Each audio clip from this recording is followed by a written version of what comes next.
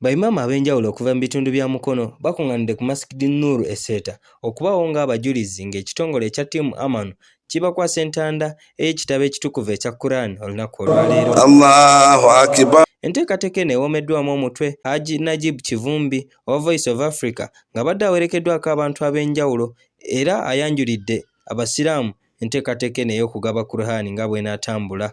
Quran mulimu guno Voice of Africa radio y'obusiraamu yasooka mu Uganda ezze gukola ng'eyita bawuliza baayo beegatte mu kibiina kye bayita Team Aman.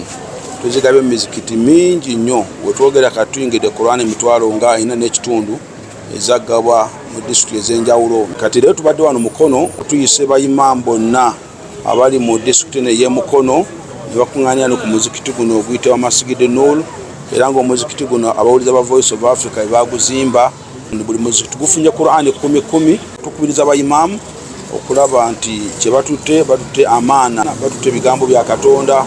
Tubasaba nabo bakubirize bamaamuma, bakubirize abagoberezi baabwe basome Quran. District Kadhi wa Mukono Sheikh Abbas Senkuba Sonko nga yabadde omugenyi omukulu ku mukolo guno yeebazizza Haji Najib Kivumbi olw'okwagala ennyo obusiraamu n'okufangayo ennyo ku nsonga z'okutambuza eddiini, era asinzidde wano n'asaba abasiraamu okwongera okutambulira ku mateeka agafuga obusiraamu wamu ne Qurani. Okubeera nga tulamuza Qurani mu ebyo bye tusobola, abaana bo bambale Qurani, ewakaawo wabeerewo Qurani mu kusaala, mu kusiiba.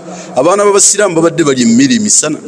Kakasa buli muntu asobola okuwuliriza Quran. Nebaza Voice of Africa eteekako Quran kuvaawo nga twebakaawo ng'abantu mwenna mukomyewowa bannanga okuwuliriza ku Quran kigambo kikulu. Najibu webale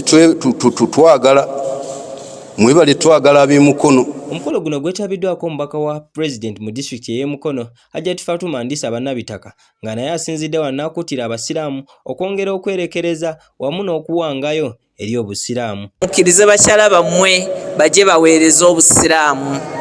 Baseeka abali wano muyinza okuba nga toyinza na kukkirizako omukyala okukwata kazindaalo nga bwenkakutte ng'olabanga amutaddemu exposure, naye omukyala Allah yamukuwa, omukyala Allah yamukukuumira, omukyala Allah yamukuteekerateekera. Neebaza Allah ow'ekitiibwa olw'ebirungi. Omanyi ndi w'abantu bwe buzibu bwe nnina, era ne gavumenti yeewuunya neegayi Fatuma kikyayogerera nze njogera by'abantu, soogera binyumirako bamu, njagala ebinyumira abasinga obungi. Akulira ddala mu disitulikiti ey'e Mukono Sheikh Abubakar Kayiwa aliko by'annyonnyodde ku nsonga y'emizikiti ng'egyo egitabadde na Quran, era n'abaako obubaka bw'asindika eri abasiraamu. Tambudde ku mizikiti gya Mukono disitulikiti gyonna oyo okusobola okusanga omuzikiti nga temulimu Quran, oba n'osanga omuzikiti nga Quran mweziri naye nga zirabika za myaka nga 10 emabega, teziriiko maliba, ezimu teziriimu ssuula ezimu. Naye olwaleero bakadde bafe aba Voice of Africa bagabye Quran nga namba okuva ku ddiba paka ku ddiba.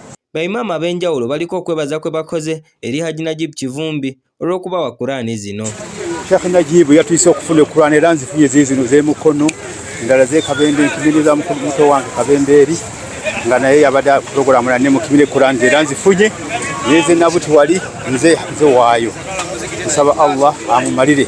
Ntuuse okusiima kwange eri Haji Najib Kivumbi owa Voice of Africa, omulimu gw'ettendo gwakoze. Tusaba Allah subhanahu wa ta'ala amuwe emirembe mu nsi ne mu akhira. Stewart Katende.